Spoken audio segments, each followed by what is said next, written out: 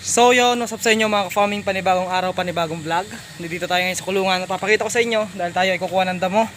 At pinastol po natin lahat kasi naawa po ako kay Tagpi kasi iyak nang iyak dito. Siya lang mag-isa kasi nga ipinastol ko ngayong kaninang alas 3. So ang oras po natin ay alas 5 na po. At bago ko sila pinastol ay iyak nang iyak si Tagpi. Kaya sinama ko na rin si Buntis. Inilalayan ko na lang siya. At ito kukuha tayo ng damo. At dito lang yun sa baba mga ka-farming. Ito po yung kulungan at papakita ko sa inyo kung saan tayo magdadamo at kung saan ko linagay sila Tagpi mga ka-farming. Kuya Don TV.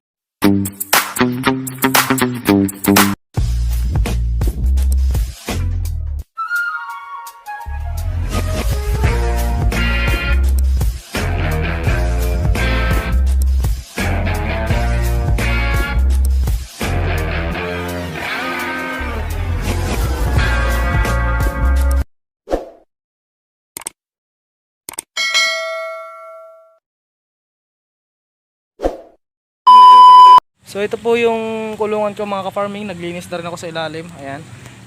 At dito lang ho yan sa baba. Ayan po. Ready na ako sa pagdadamo na naman mga ka-farming. Tayo po ay magdadamo para stock. Stock lang tayo. Kahit na meron tayong pinagpapastulan ay mag-stock pa rin tayo. Kasi nga po mas maganda na yung laging handa. Kasi kanina umulan, ayan o, basa yung umulan kasi kanina. At ayan po sila mga ka-farming, ayan o. Nakagala rin yung ating mga kambing. Nakaginhawa rin sila na pasyal. Tignan natin sila kung busog na. Yung dapat na ibibigay ko na damo na kanina na pang alas 3, hindi ko na ibigay at yun ang pang-aalmusalan nila bukas. Ayan o sila. Ayan o sila mga ka-farming. Ayan po. At ito si Buntis. Si Buntis ho ay malapit na ho rin mga anak. Nakalabas din sa wakas si Buntis. Ayan. So wala namang problema kasi tanghali ko naman na ay alas 3 ko na inilabas si Buntis. Yun nga lang, alalayan ko na lang ito. Kasi nga, pababa doon. Yung tali, nakatali naman yung paa mo, Buntis. Alisin natin yung tali sa paa. Yan, tamo. Yan.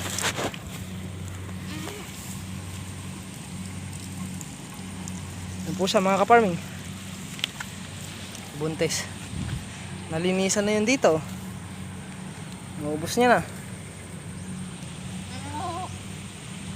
Po sila mga ka-farming. At dito itataas ko siya dito. Lipat lang natin to si Buntis.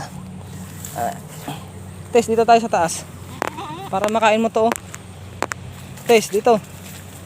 Buntis, dito para makain mo to, Buntis. Tess, dito ka sa taas. Bilis. Yan, hirap na hirap sa buhay. Dito sa taas. Yan o. Oy, na po. Ay la. Hirap na hirap sa buhay si Buntis. Dito, para makain mo to. Maganda tanda mo dito. Dito. Buntis dito. Dito ka. Hinihila natin. Dahan-dahan lang. Yan o. Naku, halos. Hirap na siya umakyat. Dito. Dito ka papunta. Yan. Para makain niya tong damo dito. Yan po. Yan o, silang lahat. Talagang nakalabas na naman sila. Yan lang ho mga ka-farming. At tayo ay magpapakain, ay magdadamo din dito mga ka-farming. Ayun, may palay po. Dito po ako nagdadamo mga ka-farming. Dito po. Malawak-lawak din yung ating pagdadamuhan. Sa umaga dito ako magdadamo. Pero ngayon hindi ito ang ruta ko. Kasi sa umaga ay makulimlim dito, malilim kasi may puno niyan. Kaya doon tayo magdadamo sa kabilang side. Pabayaan na muna natin sila diyan. Po mga ka-farming. Pag ito ay snake and crop, yun lang, pag snake and crop ito, pa tayong pagpapastulan na iba mga ka-farming. Yan po mga ka-farming, nakita nyo po. Pinastol natin sila. Naawa din kasi ako kay Tagpi. Hindi ko sana talaga siya ipapastol mga ka-farming. Kaya lang naawa din naman ako. Kaya isinama ko na lang. Putik pala din eh. Oh, naputik. Putik na putik. Ayun. Dito tayo kukuha ng damo. Dito tayo kukuha mga ka-farming. At hindi ko na kayo maisasama mga ka-farming dahil walang maghahawak ng video. So itong damo na to ang kukunin ko mga ka-farming. Ayan po. Gandito sa kabila. 6.5 hours later. Gikain po ang ating mga alagang kambing. Nakakawala na naman sila. Saganang-sagana sila sa damo ngayon mga ka-farming. Si Tagpi ay pinakawala natin dahil iyak ng iyak. Kawawa naman. Para may kasama siya. Nakalabas na naman. Tignan nyo kasi yung damo, quality oh. Ganda, yan pa oh. So dito lang muna tayo mga ka-farming. Tayo ay tatambay lang muna ng mga konting oras lang mga ka-farming. At sila iuwi ko na. Ayun, tignan nyo si Tagpi oh. Diba? Tumaba ka agad si Tagpi eh. Nagkalamang ka agad yung tiyan niya. Pero hindi naman natin napapabayaan yan kahit na nasa kulungan siya. Alagaan natin. Kain kayo ng kain ng damo para kayo ay tumaba.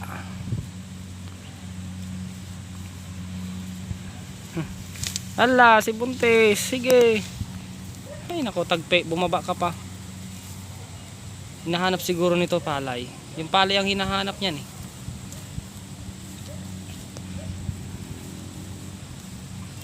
Bilib din ako sa mga kambing na to. Pagka nasa pastulan, lakad lang ng lakad. Pero pag nasa kulungan, halos pati yung natitigas na tangkay ay kinakain. Sige, kain kayo ng kain. Ito, palay ang hinahanap nito. Yan o, palay. Gahanap ng palay. Imbis na samantalahin, sa bagay, busog na yan o. Wala nang space eh. Ngayon yung tiyan niya mga ka-farming, wala nang space. Wala nang ukang makikita. May uka ka bang makikita dyan? O, wala kang ukang makikita dyan. Bukod sa buntis na siya, ay busog na rin. Wala naman si ganda. Naputulan ng sungay. Magaling na yung sungay niya. Pangit. Pangit. Pangit. Pangit. Sige, pangit oh. Ay, namamangga ka. Siga ka. Siga ka, boy. Busog na si Tagpi. Kotang-kota na si Tagpi. Pauwi na. Gusto na umuwi. Talang itong si Puti ay hindi pa. Pero ay pakawalan na natin kaya iray. Pakawalan natin tong isa na to para makain niya yung gusto niya. Pakawalan natin. Bilisan natin ng tali para makain niya yung gusto niya. Yan. Huwag mo lang sasangduhin si Tagpi. Kawawa naman.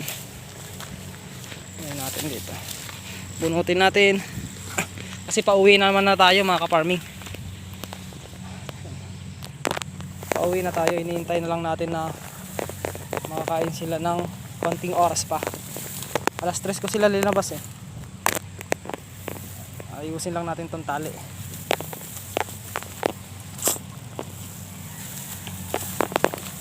Sige, kumain kayo ng kumain. At maya maya po ay uuwi na po tayo. Ha? Huwag kayong tatakbo. Tagpi, kumain ka ng kumain dyan. Tagpi. Bastas! Umihi ka pa din eh.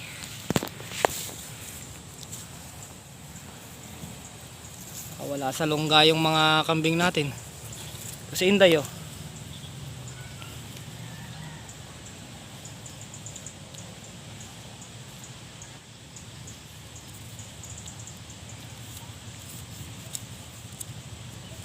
kain. Hoy, tagpe. Kumain ka na. Tauwi tayo maya maya. Busog na kasi sila mga kaparming. Kahit naman na hindi natin sila ipastol mga kaparming, marami naman tayong damo na kinuha. Pero syempre, exercise na rin nila yan mga kaparming. Para makapag-exercise naman yung ating mga alaga. Kailangan din naman nila yan. Ito yung naputulan na sungay. Oh. Wala na, maliit na isang sungay. Kumain ka ng kumain pangit para mahabol mo yung tatay mo, yung laki ng tatay mo. Bukas mga kaparming ay pupurgahin ko to. Pupurgahin ko to bukas. Ganda na rin ang katawan ni pangit. Ay, ni ganda.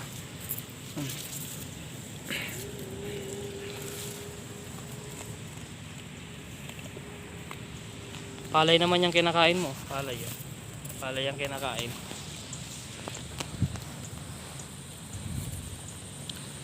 Hindi buntis ho yung kambing natin na to. Ayan na lang natin siya dyan. Standby lang muna natin siya. Baka sakaling mag-hit.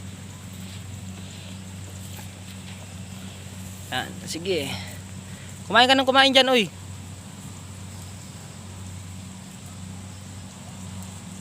Makain pa naman yung iba.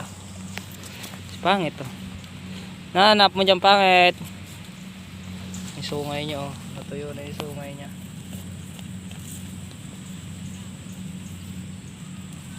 Ganda. Ay si pangit. Ito pala si pangit. Sige pangit. Si pangit ay talagang walang selan-selan to.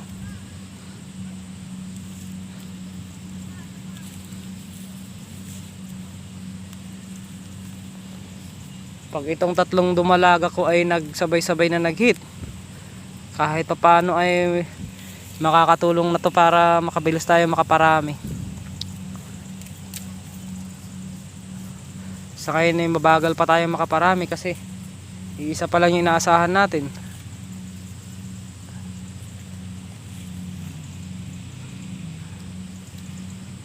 Libangan lang yan mga kaparming, laruan. Maganda sana kung hindi ito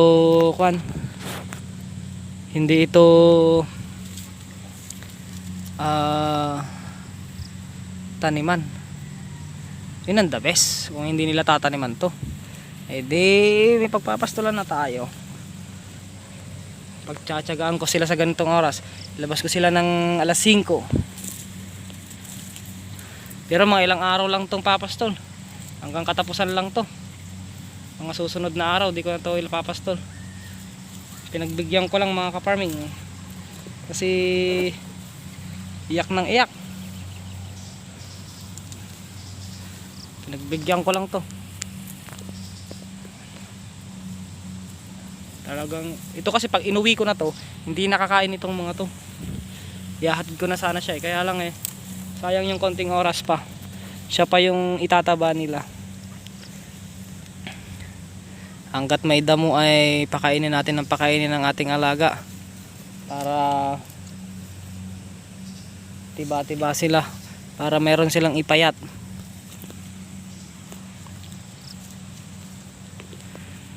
Busog na sila. So yun lang mga kaparming, kung may pagkakataon ay pakainin nyo rin ang inyong mga alaga. Busugin para pag dumating yung wala na silang makain, di meron silang ipapayat. Diba?